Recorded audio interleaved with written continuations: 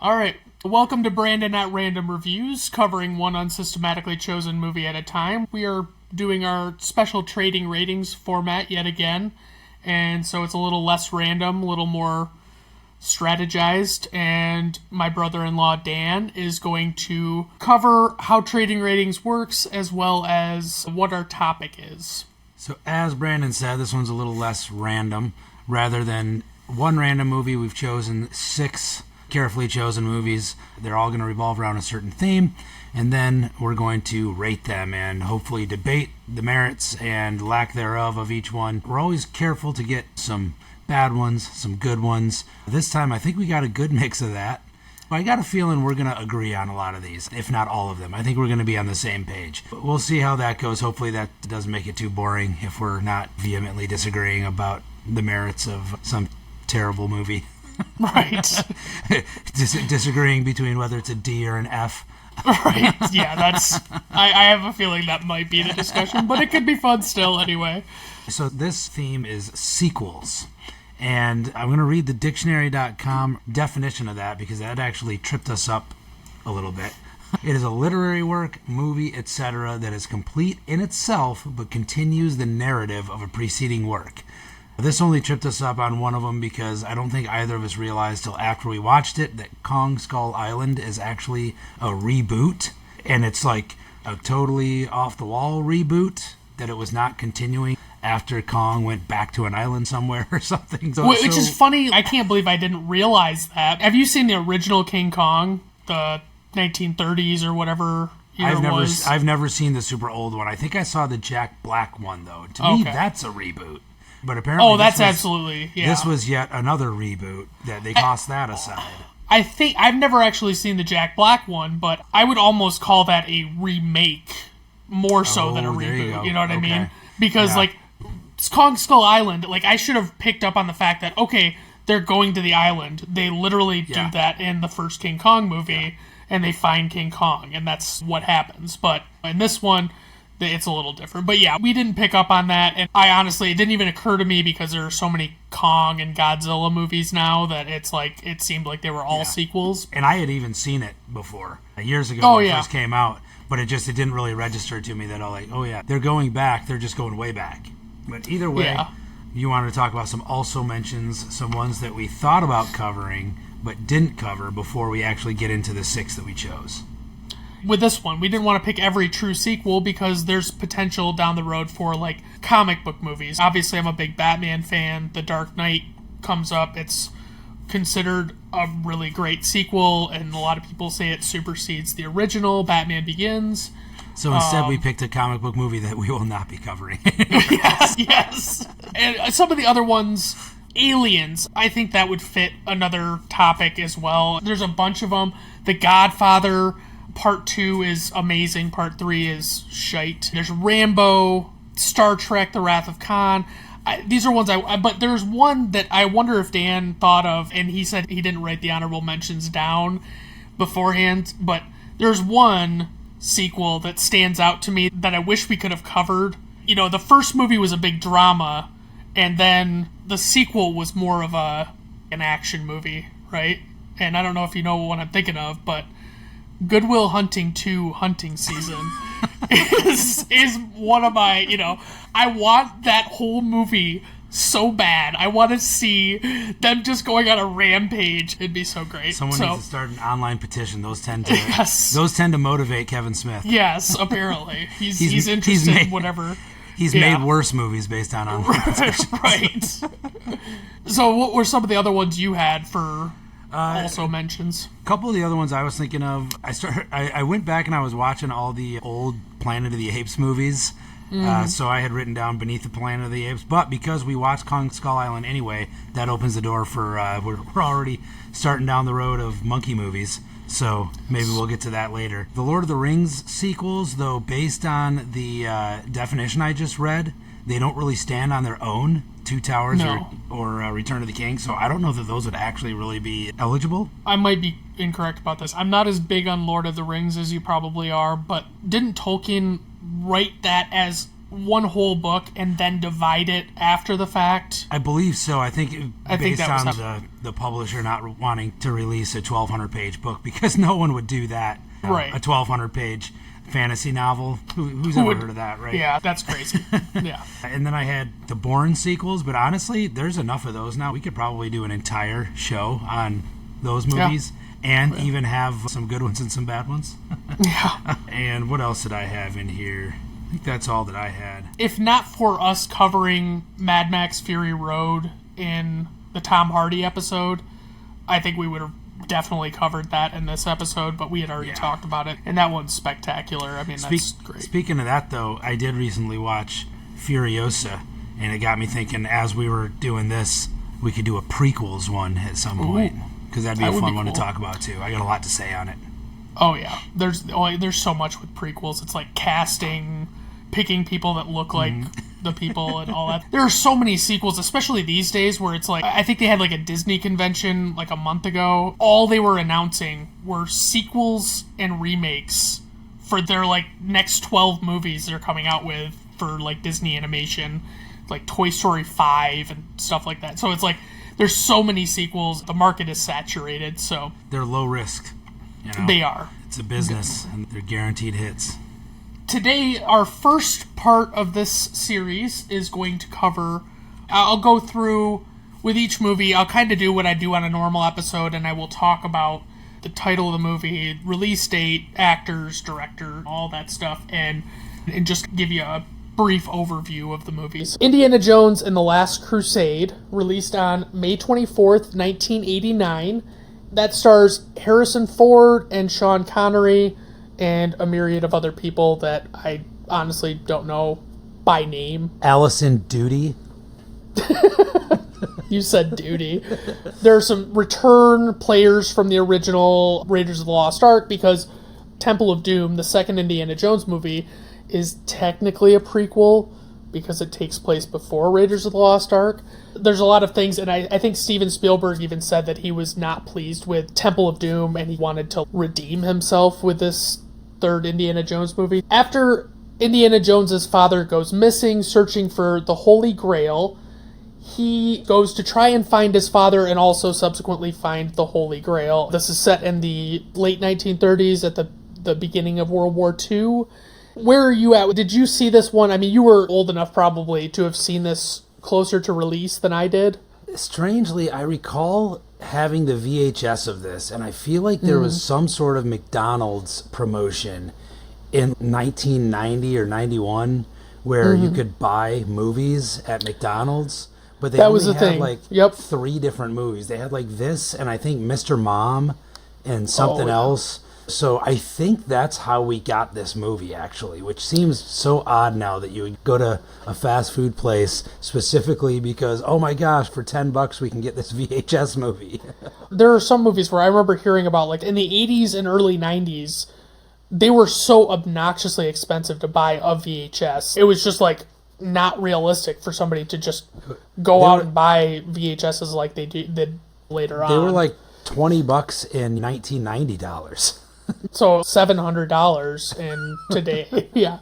But I mean, I love this third installment. I don't know if I like it better than the original, but it's definitely a close second for me. I love the dynamic between Harrison Ford and his father, played by Sean Connery. They have a great back and forth, and they're like both constantly annoyed with each other. Anytime they're talking to each other, there's this father-son back and forth of like, why are you being so fucking annoying about this? Like, it's kind of the vibe I get from everything they talk about. It's the classic, he's constantly trying to impress, yet disappointing his father. Yes. And his father is constantly disappointed by and like he wants him to be better and whatever. But they take a light comedic twist on it. It's funny because as much as his dad obviously acts like he always knows what's best and he never screws up, he is repeatedly screwing things up. They're tied back to back in chairs by rope, and he's going to use Indy's lighter this is a terrible plan, by the way, like, it's to burn the rope that is tying you together to try and, like, weaken it enough, I guess, to loosen it. But he drops the lighter and starts a fire. It immediately makes this a very urgent situation, whereas it was just minorly urgent that they just get out of there as soon as they could, and all of a sudden he's got them on the brink of death. And he's in the back of this single-engine airplane, fighter jet type thing. He's trying to shoot these other planes out of the air, and he shoots their own plane in the tail. he just writes it out, oh, whoops, they got us, son, I'm sorry. Like, he doesn't accept responsibility at all. It's fucking great. Yeah. And it's, man, well, I fucking love it. So I was old enough to remember watching it. I would have been 7 years old when it came out, though I didn't see it in the theaters. I watched it on tape. I definitely watched it a lot, but I don't think I was quite old enough to really understand what was going on. Because when I looked back at the time, I think I just thought it was like this hour-and-a-half long obstacle course to get this magic cup. I don't think I put a lot of the clue searching and all that and the puzzle solving. Oh, yeah. To me, it was just these bad guys are after him and they got to get to the cup first or whatever. Right. That's why, as a little kid, you don't recognize a bad movie as easily or a good movie as easily. It's all the excitement, and as long as it keeps your attention, which it frequently will, and it did. You're going to love it. Yeah, oh yeah. It's starting off this movie, we get River Phoenix as young Indiana Jones, which honestly, other than Stand By Me, and I'm trying to think of there are some of his that I wanted to see, but he obviously died very young, and it's very cool to see that he got to be a part of this series of movies, and he's pretty good. I like him in it. I gotta say, looking back, was that entire opening sequence really necessary? Did we need to be introduced to who Indiana Jones is at this point? I would tend to agree with that. It was fun, but yes, it was one of those things that it's you could have omited this. Did I really need to see how Indiana Jones got his fedora? Did I really need to know that? And the scar on his chin, right? Right. Yeah, it's okay. We get to have a little bit of that prequel discussion here because of that, because that's one of the things that prequel movies like to do. Oh, let's explain everything. I know you're not a huge Star Wars fan, but the movie Solo, the Han Solo movie, it was you've got Chewbacca, and they spell out how Han Solo started calling him Chewie. He's just Chewbacca, I'll call you Chewie. We don't need the origin of that. It's not a big leap to get to that nickname, so it's don't go there. But one thing I will say with this movie is it was a very interesting choice, and I won't use the term that I've heard used for this, but the fact that Indy and his dad had slept with the same woman, it's a lot for me to Creepy under-the-radar love stories seems to be a thing, though, in Indiana Jones, because in Raiders of the Lost Ark, wasn't the love interest 14 or something? Yeah, when he first meets, what's her name, Marion or something, and she was supposedly super young, and he took advantage of her, all this stuff. Yeah. It's oh yeah, but he's Indiana Jones, who cares? It's you don't really think anything of it, especially when you're younger watching this. I always assumed, because I saw this when I was a little older and had a little more familiarity with history, I always thought that they were literally on the Hindenburg when they were getting onto that Zeppelin. I'm wait a minute, how the fuck could that be? I had to look it up and find out that it was just some Zeppelin, and there was more than one Zeppelin. Right. There's a lot of iconic scenes like that, and I would say, arguably, for me, the final 25 to 30 minutes of this movie is spectacular. It is so compelling because you get to watch him work out, how do I get through all of these traps and all of these different puzzles to get to this room where I'm supposed to find the Holy Grail. You've got the intensity of they shot his dad, and basically it's hey, if you don't find the Holy Grail for us, he's going to die because you won't be able to use the Holy Grail to make him better. Yeah. The pacing of that movie is fantastic. It just keeps going. There's always tension. There's always something coming over their shoulder. A lot of the effects seem pretty practical. It didn't look dated to me watching it. No. I will say, so you mentioned that it was second to you behind Raiders of the Lost Ark. I have gone back and I've watched all three of the original ones from the 80s in the last 10 years, I would say. This to me, is by far my favorite one. Really? Going back and watching them, I think having watched them when we were kids versus watching them now, I thought Raiders of the Lost Ark was pretty cheesy. And I know that I'll get probably take flack for saying that, but like I remember when Indiana Jones 4 came out with Shia LaBeouf and all that, and everybody was just panning. Your boy Shia, your favorite. I don't get that guy. Like everybody was panning it, it's so cheesy and it's corny and whatever. If you actually objectively go back and watch Raiders of the Lost Ark, Raiders of the Lost Ark is just as corny and cheesy. Like it is. It really, and to me, Raiders felt dated. Temple of Doom is traumatizing. Yeah. It's absolutely horrifying. It's so dark. I remember with Temple of Doom, the big thing for me was like my mom was watching it with me as a kid. The part where, the guy pulls the heart out of the guy's chest. Yeah. Kali-Ma. It's like you've got, what's his name? Short Round. Yeah. And you've got whatever Kate Capshaw's character's name is. They are two of the most annoying characters in all of cinema. Like, they are obnoxious. All she does is screams, and all the little kid does is talk way too fucking much, and it's like, get this kid the fuck out of here. Like, why would he be with you through any of this? Find somewhere for him to be. It's kind of like that bias. The first movie, I still enjoy it. I recognize that it has its flaws, but it's still, to me, I hold it a little higher. But this one, and now granted also this was the first of the three I probably ever saw in its entirety, because I would have been a little too young for the other ones. But like going back even and watching it, I think the action holds up. The humor is good, as we discussed. The humor is right there. There are a couple of cheesy parts, like when he jousts on the motorcycle, and stuff like that. But like I didn't find them like distracting.